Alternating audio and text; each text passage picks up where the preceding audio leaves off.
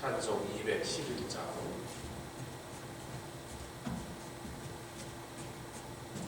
사순절 첫째 날 새벽입니다.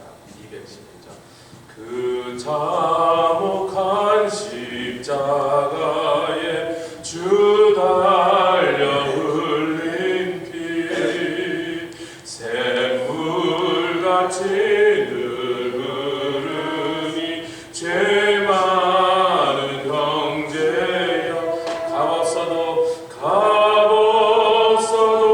다 나와서 내 죄를 고하면 흰 눈보다 더 희도록 참성결 얻으리. 나 믿노라 나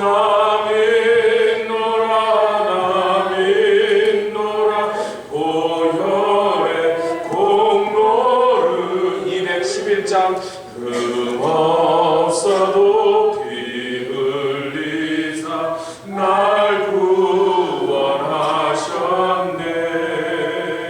그 흉악한 한강도는 죄를 깨달아 죄 없으신 주 예수를 구주로 믿었네. 내 지은 죄 흉악하나 주 예수 믿으면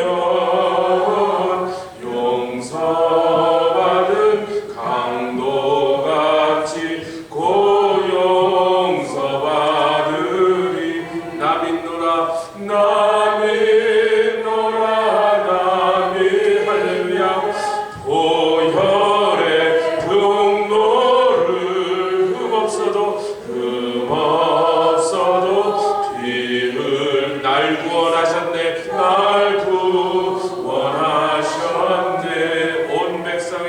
온 백성의 죄 사하신 하나님 어린 양 그 십자가 지심으로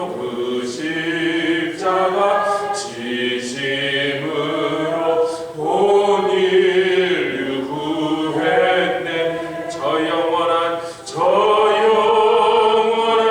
새 나라에 다 같이 모여서 금 검은고 한곡조로 새 노래 부르리. 아멘. 나 믿노라 보혈의 공로를 흠없어도 피 흘리사 날 구원하셨네. 나 믿노라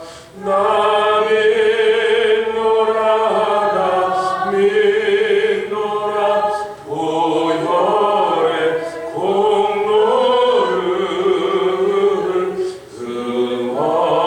흠없어도 피 흘리사 날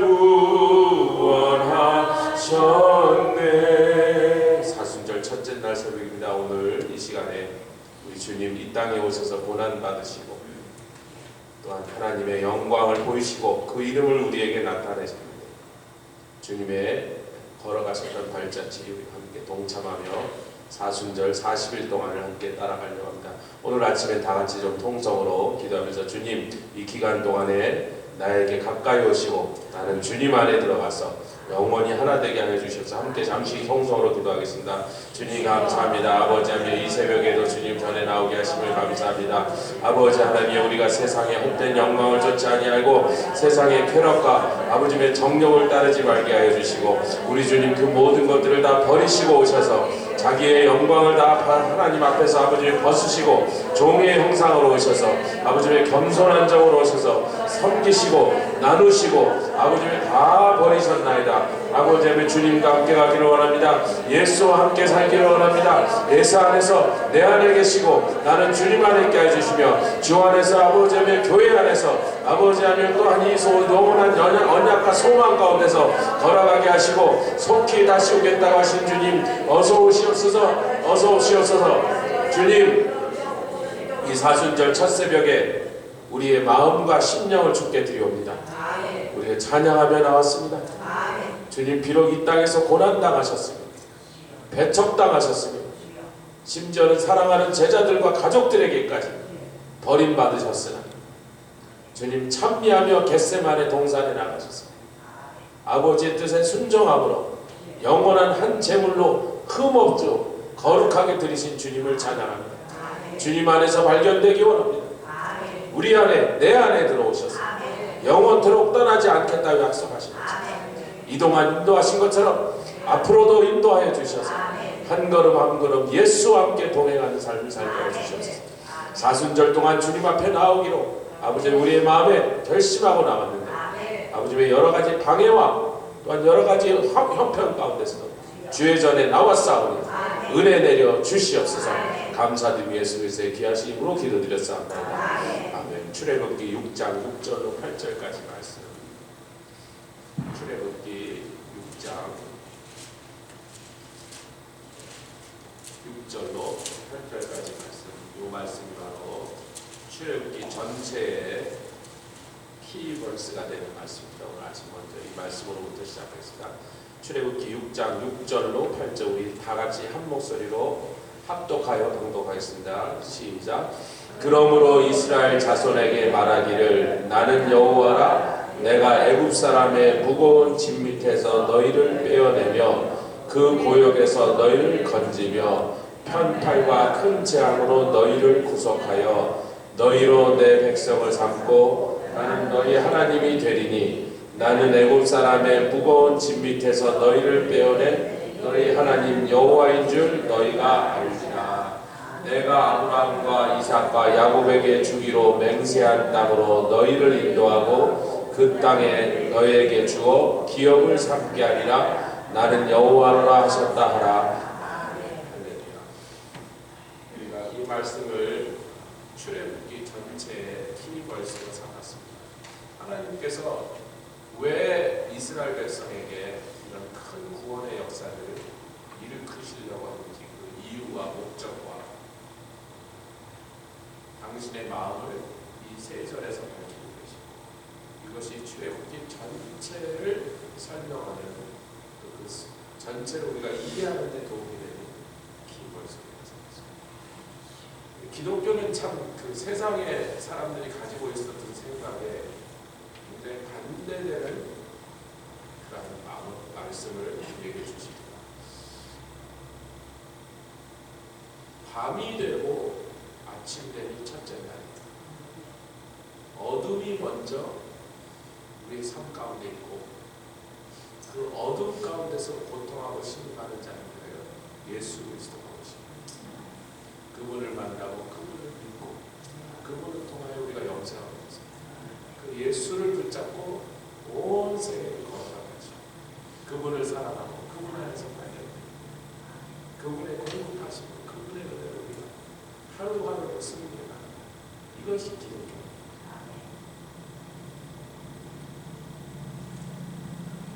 출애굽기에는 제일 먼저 떠오르는 의문이 뭐냐면 아니 애굽으로 내려가라고 하지 않으셨으면 될 거예요. 400년 전에 왜 기어이 야곱을 통해서 그 자손들과 애굽으로 가라 그러셨어요? 안 갔으면 되잖아요. 하나님 가.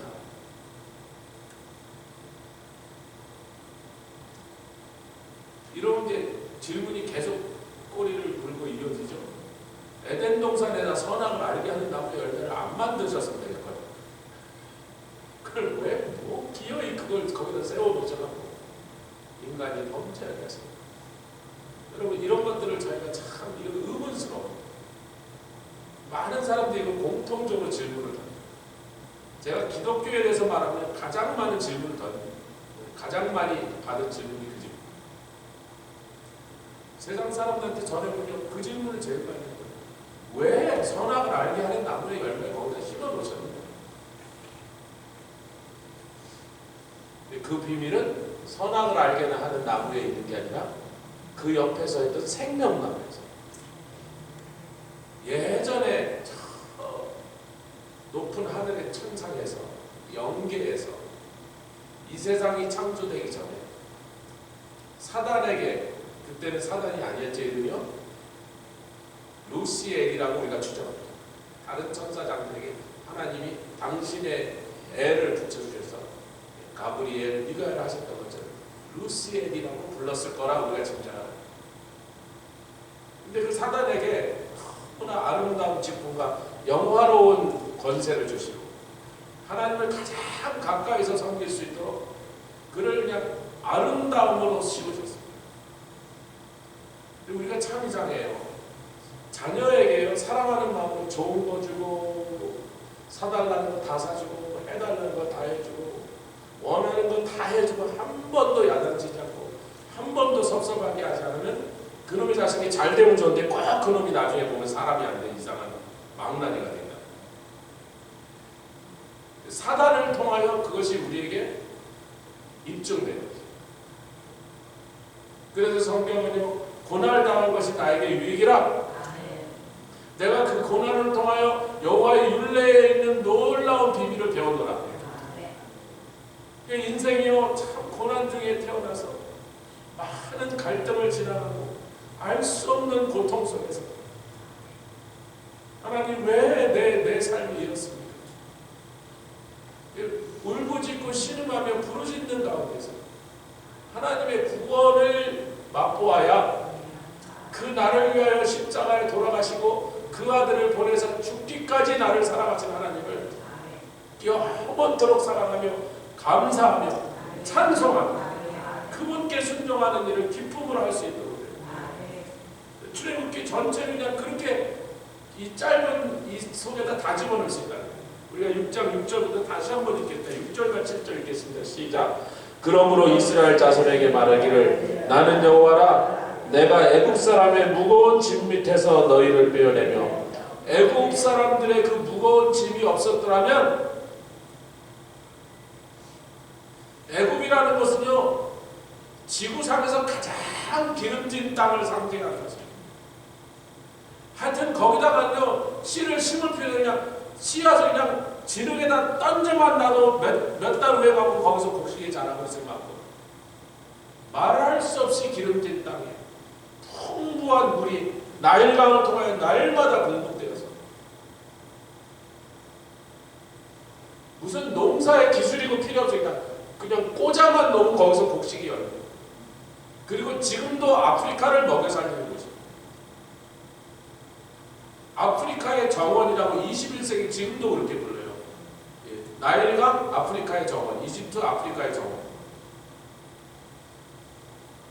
찬란한 문명이 발달할 수밖에 없는 모든 입지 조건을 가졌어요. 거기서 부와 권력이 거기서 다, 문명이 거기서 발달해요. 그리스의 그 놀라운 문명이 사실은 이집트에서 건너온 사람들로 인하여 이집트의 고대 문명으로 싹을 틔웠다는 것이 학자들의 발견입니다. 그러니까 세계 모든 문명에 발달된 그 문화에 뿌리가 되었던 곳이 이집트다. 그런데 만약에 그곳에 애굽 사람들의 무거운 짐이라는 그 고역이 없었더라면 하나님의 백성들이라 할지라도 그 애굽의 더러운 우상들을 섬기면서 음란하고 패역한 백성이 되어서 거기서 멸망할 수밖에 없었다. 이 땅의 쾌락을 쫓아가지 맙시다. 세상의 눈에 볼 때 아름다워 보이고 다른 사람들이 다 좋아하면서 누구나 다 얻기를 사모하는 그것들을 따라가다 우리에게 주시려고 하는 그 영원한 생명을 놓치고 멸망의 길로 걸어간다. 7절도 읽겠습니다. 시작. 너희로 내 백성을 삼고 아멘. 나는 너희 하나님이 되리니 할렐루야. 하나님이 정말 그것을 원하셨다고요. 내가 너희를 나의 백성, 친백성으로 삼겠다. 다른 곳에 친백성이라고 말씀합니다. 나는 너희 하나님이 되기를 원한다. 그리고 내가 너희를 구원한 구속한 여호와인 것을 내가 늘 기억하기를 원하니라. 아멘. 이것이 출애굽기 전체 의미라고 하는 것입니다. 제가 오늘 여러분들에게 나눠드린 강의는 매일 나눠드리지 않습니다. 이 강의라고 하기보다는요, 제가 여러분들 조금 출애굽기를 읽으실 때 도움이 되시라고 워렌 월스비 목사님의 제가 그 요약을 참 좋아하는 게, 뭐 이분이 침례교 목사님이라 우리가 신학적으로 깊이 들어가면 또 좀 다르게 보는 것들도 있지만, 제가 이분의 그 주석을 가끔 참조하는 것은 어느 성경이든 요약 정리를 참 잘해놓으세요. 그래서 처음에 한 페이지만 제가 잘 뽑아서 씁니다. 요게 그 요약 정리다. 출애굽기 요약 정리. 그래서 자, 출애굽기 내용을 도래하는 걸 보시면 1장부터 15장까지 출애굽기 내용들의 첫 번째, 이게 구속이다. 아멘. 1장부터 15장까지 내용이 주님이 당신의 백성을 구출하신 우리가 흔히 알고 있는 출애굽 사건. 그래서 신음하여 부르짖는데 모세를 불러다가 지도자로 세우시고, 1장부터 4장까지 모세를 부르시는 장면이죠. 모세 보고 가라 그래서 바로에게 전쟁을 선포하십니다. 전쟁이라고 말씀을 안 하셨는데 바로가 제일 싫어하는 건 뭐예요? 내 백성을 보내라. 그랬더니 바로가 끝까지 거기에 대해서 대항하면서 여러 가지 그 10가지 재앙이 쏟아져도 끝까지 그 마음을 강팍하게 하시고, 자기가 했던 말을 계속해서 번복하면서 바꾸면서 하나님이 원하시는 하나님의 백성들 보내는 것을 거부하고, 어찌됐든 거기서 승리하셔서 그 놀라운 출애굽의 사건이 11장 1절부터 15장까지 있습니다.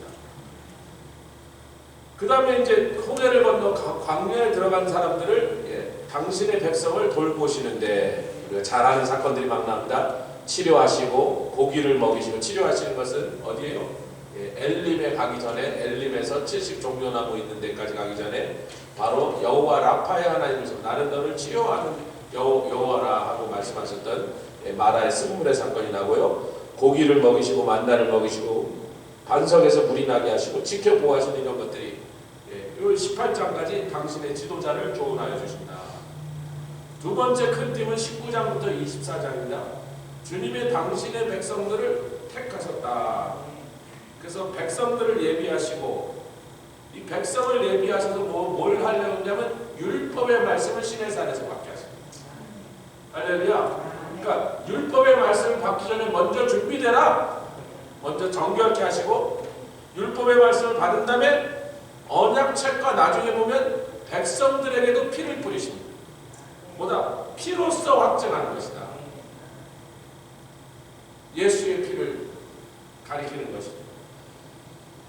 이 그냥 하는 말이 아니라 피를 뿌려서 생명을 걸고 우리가 서로 언약하자, 맹약하자, 결단코 변개되지 않느니라. 어느 쪽도 취소할 수 없고, 내가 하나님이라 할지라도 반드시 약속을 지키겠다고 너희에게 보증하노라. 너희도 그렇게 해라. 할렐루야. 거기까지가 24장이고 이제 25장부터 40장 마지막 장까지는 주님이 당신의 백성들 가운데 거하사 경배 예배 받기로 합니다. 여러분, 이 말씀이 한국말에는요, 바로에게 내 백성을 보내라, 그들이 광야에서 나를 섬기리라, 이렇게 번역이 되어 있습니다. 근데 영어로 보시면 They will worship me. 그들이 나에게 예배하리라. 그래서 예배를 드려야 되니까 제일 먼저 필요한 게 뭐예요? 성막을 지어야 된다는 거예요. 뭐 들판에서 그냥 아무 데서나 예배 드릴 수는 없죠. 하나님이 성막을 짓고 그 안에 제단을 설치하게 하시는데, 그 성막을 지은 것의 첫 번째 목적이 예배를 받으시기 위함이라고 우리는 생각하기 좋습니다. 우리 입장에서 그렇습니다. 예배 드리려면 거기가 아니다. 지금도 교회 오면서 예배 드리려고 교회 오는 거잖아요. 할렐루야. 교회 오면서 사람 만나려고 오는 사람은 아직 철이 안 난 사람. 사람 만나죠. 오면 우리 초롱이도 만나죠. 몸값에서. 그러나 하나님께 예배 드리려고 왔던 김에 사람도 보고 초롱이도 만나는 거지.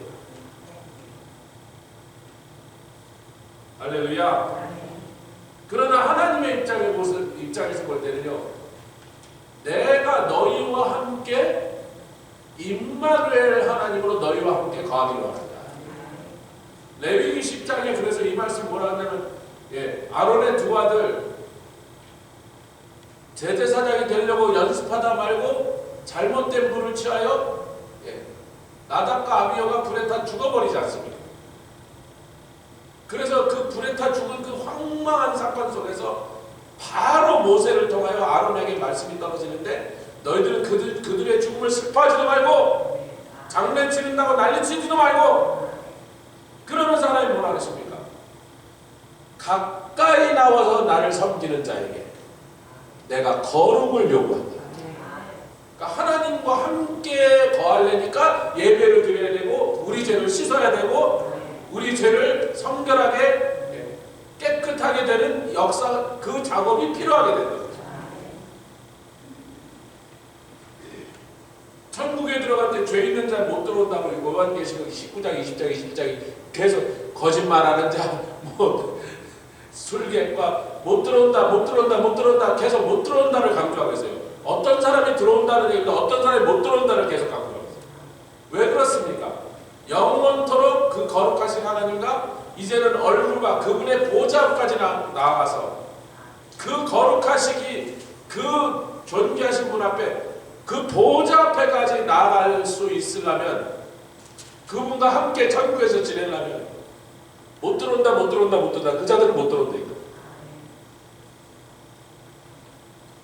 그러니까 하나님이 뭐예요? 나랑 함께 지내려면 우리 같은 이제 우리 집사람이 자기 방에 들어가라고 발냄새 닦고 들어와야 돼. 아들들 발 닦고 들어와. 까다로운 엄마를 그래서 야, 발 좀 닦고 들어와 이놈들아. 산에 냄새 나는 놈들 못 들어와. 발 닦고 들어와. 이렇게 연상하십니다. 예배를 받으시기를 원하시지만 더 궁극적인 목표는 하나님 우리와 함께 거하시길 원하십니다. 임마누엘의 하나님으로 왔습니다. 그래서 뭐 성막을 이렇게 지어라, 제사장들을 이렇게 성결하게 해라, 백성들이 거역할 때 또 그들을 어떻게 다루시고, 그렇게 해서 결국은 성막으로 40장이 중요하죠.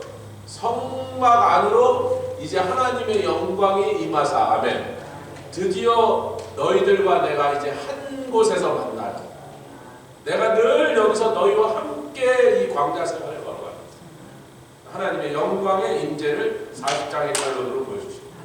이게 출애굽기 결론이라고 해요. 40장. 할렐루야. 자, 오늘 우리는 이제 깊은 말씀을 들어가려는 건 아니고 내일부터 시작해서 1장부터 이렇게 차례대로 좀 쭉 따라가려고 하는데, 여러분이 이 전체를 오버뷰를 잘 보시고 말씀을 읽으시면 이걸 곁에 두시고서 출애굽기 전체가 어떤 구성으로 되고 어떤 결론으로 나아가는지를 이해하시고 출애굽기를 읽으시면 훨씬 더 쉽고, 아멘, 훨씬 재밌고, 그 안에서 놀라운 은혜들을, 귀한 말씀의 비밀들을 우리가 발견해 나가면서 내일 이렇게 쭉 따라가려고 합니다. 내일부터. 할렐루야. 이제 우리 이제 최종적으로 유대인의 출애굽 사건을 통해서 우리에게 주신 영적 교훈이 뭐냐? 이게 참 중요한 거예요. 하나님이 그들을 종살이에서 구출하셨다. 잘하는 얘기죠. 근데 그 종살이에서 구출하셨다는 것만 알면 출애굽기를 3분의 1도 이해를 못한 거죠. 껍데기만 알고 끝난 거예요. 누구라도 출애굽기를 읽으면 그거는 알게 돼요. 종살이에서 구출하셨구나. 헐리우드에서 만든 영화도 그래서 거기서 끝난 거예요. 홍해 건너고 끝났어. 종살이에서 구출해봐. 여러분, 근데요, 이 종살이에서 구출한 다음에 광야로 들어간 다음부터는요, 자유하게 됐으니 너는 그 자유로 뭐 할래? 근데 이스라엘은 자유함으로 방종하기로 했습니다.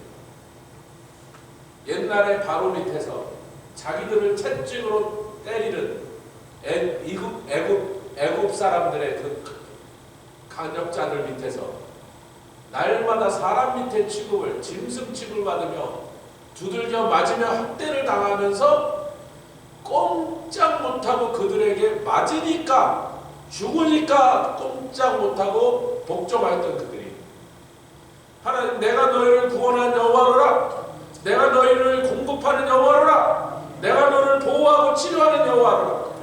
내가 너희를 얼마나 사랑하는지 너희와 함께 거하기로 말해서 그 누추한 빛도 들어가지 않은 성막에 들어가서 너희를 기다리고 있더라. 그러니 내 뜻을 따라서 좀 순종하면 안 되겠느냐? 내 말씀을 따라 너희가 좀 그 말씀대로 살면 안 되겠냐? 내가 너희에게 자유함을 줬으니 그 자유함을 가지고 순종의 길을 걸어가면 안 되겠느냐? 그게 출애굽기 두 번째 팀인 거예요. 그런데 그 백성들이 그 자유함을 가지고 사사건건 상황마다 하나님 앞에 대적하고 반항하고 불평하고 원망하는 것들이 출애굽기 중간에 쭉 적혀 있는 거죠.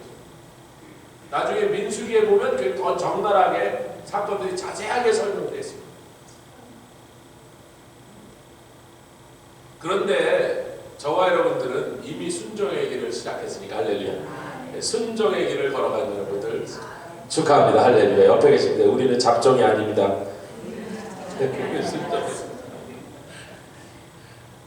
순종의 길을 한번 걸었으면 끝까지 가는 거지. 순종하다 안 하다가 믿음으로 살다 또 불신앙으로 의심하다 뭐 그렇게 복잡하겠어요. 한번 순종의 길을 갔으면 그냥 끝까지 글로 가는 건데 할렐루야. 이 순종의 길은 하나님 영광 앞으로 예배드리는 곳을 우리를 인도한다.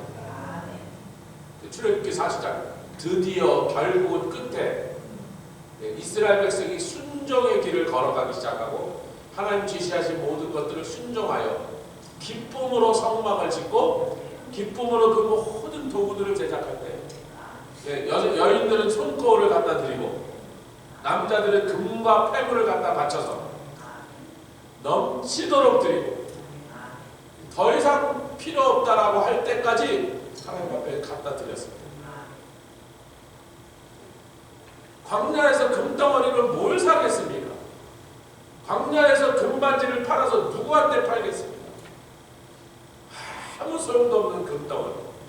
애굽에서는 그것이 뭔가 가치가 있었지만 이 광야에서는 아무 소용도 없는 것입니다. 하나님께서 초청할 때 그 초청으로 나와서 예배드리는 그 성막을 지으면서 하나님께 예배드린 것에 그 기쁨을 누리며 그때의 은혜와 복을 얻으면서 그 영광을 보게 되는 것까지. 그래서 이제 결론이 이렇게 되죠. 하나님께 예배드리는 것으로부터 떠나면 자유는 불법이 된다. 받은 자유, 누리고 있는 자유를 가지고 있는 자유를 누리지 못하고 불법, 마음대로 방종하여 멸망하는 거예요. 자유를 받았는데 멸망하는 거예요. 자유한데 그 자유함을 갖고 뭘 해야 될지 모르는 거예요. 예배 드리는 것에서부터 떠나면 그 자유를 가지고 불법을 행하는 백성들이에요. 하나님께서 순종하라는 건 전부 억압이라고 생각합니다.